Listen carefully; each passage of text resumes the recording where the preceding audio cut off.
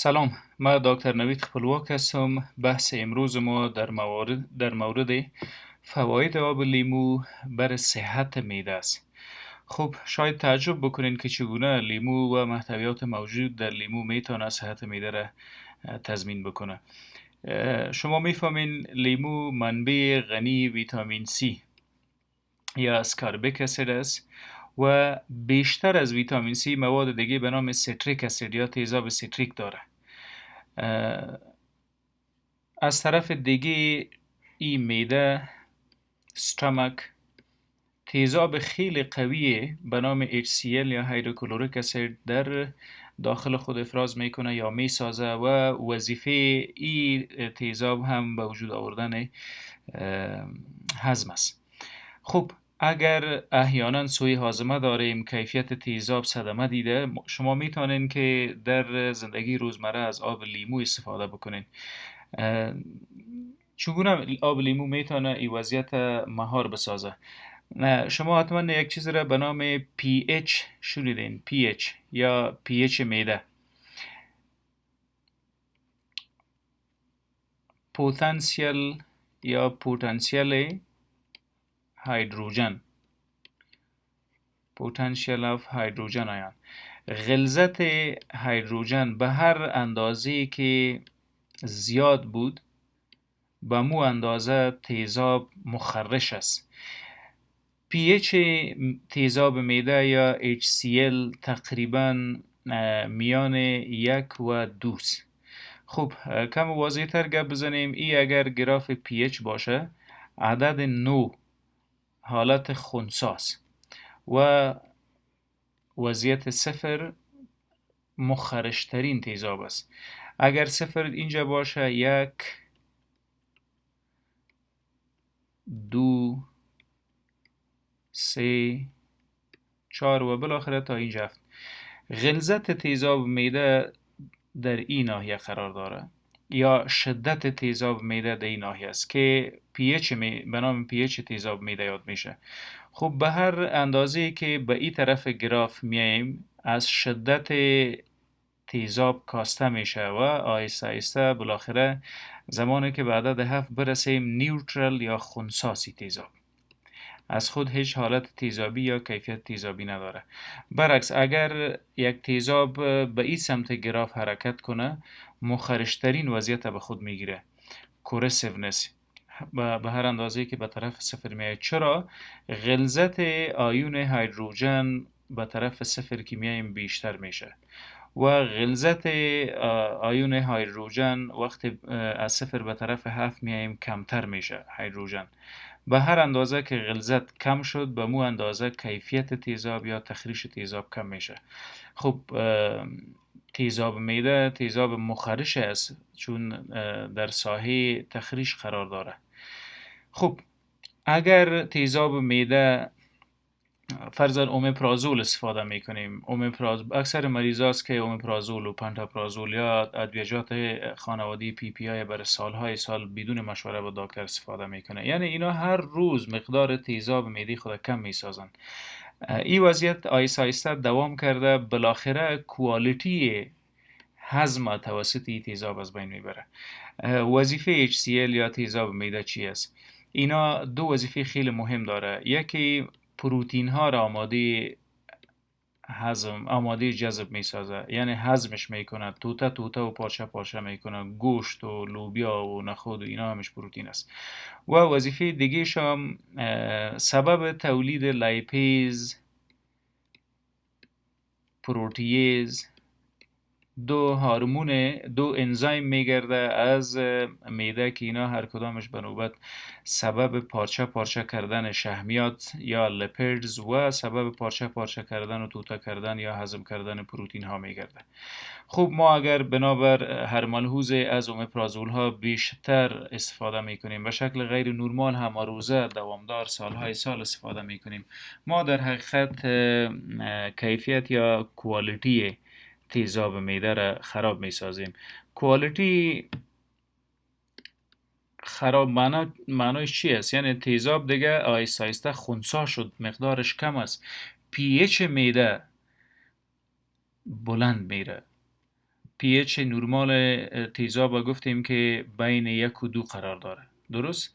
اگر بلند بره آیسته آیسته گراف به این طرف میه. به هر اندازه که از صفر دور میریم تیزاب خنثاتر شده میره، کم کیفیت تر شده میره و بالاخره اومپرازول خورده خورده کیفیت تیزاب خراب میکنیم. با مجرد که کیفیت تیزاب خراب شد اولین تکلیفی که ممکن است به وجود بیاید گاسترواسوفاگال ریفلکس دیزیز. تولید تیزاب متزلزل شد، ترشحات تیزاب و کیفیت تیزاب متزلزل شد. اگر بنابر هر ملحوظی تیزاب بالا از معده به میری میاد سبب دلجوشی میگرده. بلارتینگ یا باد معده، غرغور معده، اینا همش حالات است که بعد از تغییر کیفیت پیش معده به وجود میاد. التهاب معده، گاسترایتس که سبب دلبدی و حتی در بعض موارد سبب استفراغ و استفراغات خونی میگرده، همش به وجود میاد. گاستروپرسیز یا پوندیدن و دمش شکم، دمش معده بعد از خوردن نان که دلالت میکنه به عدم تحرک معده، ترایتوریشن یا همو حرکات مخصوص معده است که هضم به وجود میاره. اینا از بنابر هر ملحوظ کم صورت میگیره. کیفیت تیزاب کم شد، معده هضم درست نداره، تجمع مواد بار بار در معده سبب کم حرکتی و تنبلی معده میگرده. سوی هاضمه، ترش کردن آروغ، خاروخ‌های بدبو، همه از اینا حالات است که بعد از تغییر پی اچ معده به وجود میاد. چی وقت پی اچ تغییر میکنه؟ زمانی که ما کیفیت تیزاب تغییر بدیم. چگونه کیفیت تیزاب تغییر میکنه؟ زمانی که از ادویجات ضد تیزاب استفاده بکنیم و یا وضعیت دیگه که این و طاقت فرسایی را در معده حاکم میسازه سموکینگ یا سیگرت کشیدن است. سنف یوزرز یا استفاده از نسوار که اینا بایکاربونیت داره. سنف در نسوار چونه موجود است. در چونه OH یا هیدروکسیل گروپ داریم. ناگفته نمانه که به این طرف گراف پی اچ اگر میایم غلظت هیدروژن زیاد شده میره و به طرف 7 که میایم در اینجا گروپ هیدروکسیل زیاد شده میره. هیدروکسیل قلوی از ضد تیزاب است. این نسوار در ترکیب خود OH داره چون چونه و خاکستر و تنباکو را با هم یک جا کرده نسوار میسازن. اینا است که پی اچ معده را ضرر میرسانه. استفاده از مشروبات الکلی و غیر الکلی، الکل و غیر الکل، اینا میتونه کیفیت پی اچ معده را تغییر بده و این اولین پروسه هضم است. زمانی که پی اچ معده از عدد بین 1 و 2 به بالاتر رفت به مو اندازه کیفیت تیزاب خراب شد، صدمه دید و هضم به وجود نمیاد. اگر به وجود هم بیاید هضم سالم نیست. خب بیشتر روی از این موارد نمیپیچیم که پی اچ یعنی چی. هدف ما فقط رساندن موضوع بود که اگر پی اچ بفهمین شما میتونین خوبتر وظایف لیمو و تیزاب سیتریک در معده تثبیت بکنین. خب بعضی ها دلجوشی دارن و با خوردن لیمو دلجوشیشان اضافه تر میشه. اینا چه قسمی باید لیمو بخورن؟ آب لیمو را. این یک گلاس است. شما میتونین که نیم لیمو را در یک گلاس آب سکویز یا بشپلین. درست؟ و با آب زیاد استفاده کنین. فقط یادتان باشه که استفاده از آب لیمو در فاستینگ یا در شکم گشنه تجویز نمیشه. اینا میتونه که هارتبرن یا دلجوشی را بیشتر بسازه. نوع خوردن تغییر میتین. اوکی ما لیمو را در آب انداختیم خوردیم، چی تغییری به وجود میاد؟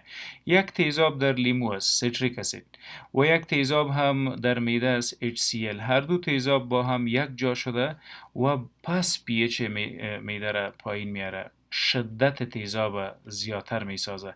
زمانی که پی اچ نورمال شده هضم درست به وجود میاره. اینجا باید متوجه باشیم که تیزاب معده HCl بنابر هر ملحوظ اگر کم شد یا مقدارش کم شد، ترشح کمتر داشت چون در معده عفونت موجود بود، حجرات به نام پرایتل صدمه دید، damage to parietal cells، اینا تیزاب درست تولید نکرد، پی اچ پایین میره. ببخشید پی اچ معده بلند میره، یعنی از وضعیت تخریش کننده تیزاب کاسته میشه. اگر با یک وضعیت روبرو بودیم و یا هم از ادویجات ضد تیزاب و مپرازول و پانتاپرازول و آنتی اسیدها یا ضد تیزابها برای سالهای سال بدون تجویز دکتر سر به خود استفاده میکنیم. ما در حقیقت امو خاصیت تخریش تیزاب معده را صدمه میرسانیم. زمانی که تیزاب صدمه امو کیفیت تیزاب خراب شد، بالاخره هضم به وجود نمیه. اگر دایجستشن یا توته کردن مواد توسط معده صورت نگیره، در هیچ بخش بدن دیگه یا در هیچ بخش جهاز هاضمه دیگه توته کاری یا اجزای مواد غذایی نیست. نه هضم، وقتی هضم نشد نه جذب میشه و نه تخلیه درست داره. باد شکم، غرغور شکم، قبض، اسهالات، هم از اینا به وجود میاد. خب هم از اینا را یک کسی بالاخره سالهای سال استفاده کرده، کیفیت تیزاب تغییر خورده. اینا اگر همه روزه از لیمون واتر یا آب لیمو استفاده میکنه، یعنی همه روزه کمک میکنه به پیچ میده، یک پیچ از خود تیزاب میده، یک پیچ دیگه، یک حالت تخریش کننده دیگه توسط تیزاب که موجود در لیمو از سیتریک اسید اضافه میشه و اینا بالاخره پیچ میده را بالا میبره. پیچ نورمال زندگی نورمال، بالاخره هضم نورمال بالاخره تضمین کننده صحت تمام جهاز هاضمه است. بعضی هایی که گاسترایتس یا التهاب معده دارن یا خراشیدگی معده دارن، اینا اگر لیمو را میخورن سبب دلجوشیشان میگرده. بهترین طریقه برای از این مردم ای است که شما عصاره الوویرا را بگیرین، در یک بوتل، در یک گلاس مندازین عصاره یا مغز الوویرا و بعدش لیمو را، آب لیمو را روی ازی الوویرا اضافه کرده همه روزه باید بخوریم. درست؟ بعضی ها یک روز، دو روز، یک هفته تا یک ماه استفاده میکنن، نتیجه مطلوب نمیبینن. این کدام دوا نیست و نه هم کدام چیز مضر است. هر روز باید در غذای خود داشته باشیم لیمو را یا آب لیمو را.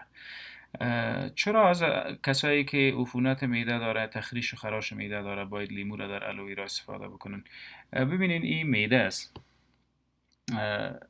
داخل مخاط معده توسط یک پرده لزجی چسبناک و دبل پوشانیده شده به نام میوکس یاد میشه. وظیفه از این میوکس حفاظت معده از تمام اجنبی هایی که از بیرون میایه به شمول تیزاب معده است.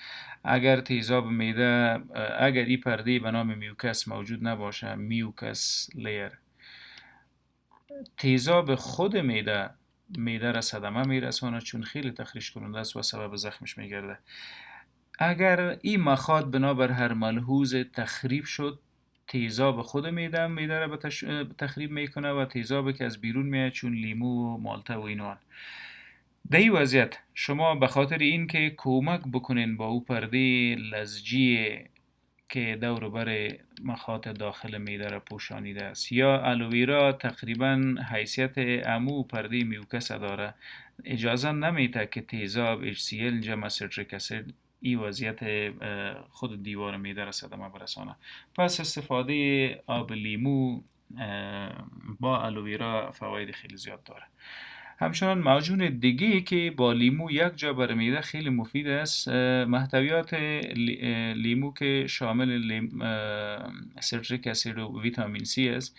اینا را اگر با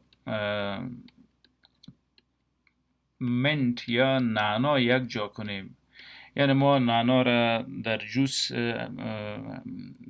از جوسر بکشیم با هم یک جا شود، هر دوی از اینا هم برای صحت معده و صحت روده، خصوصا تکلیف به نام IBS خیلی فایده داره. IBS Irritable Bowel Syndrome که مریضایشان قبض دارن، یک روز اسهال داره، تشناب میره، تخلیه نمیشه، شکمشان بعد از خوردن میپونده، غر و غور شکم داره، بعد از زور زدن های زیاد زخم و شقاق مخط پیدا کردن، اینا میتونه از لیمون واتر، از سیتریک اسید اینا استفاده بکنه، چون با استفاده از دراز مدت آب و لیمو هضم تنظیم میکنیم.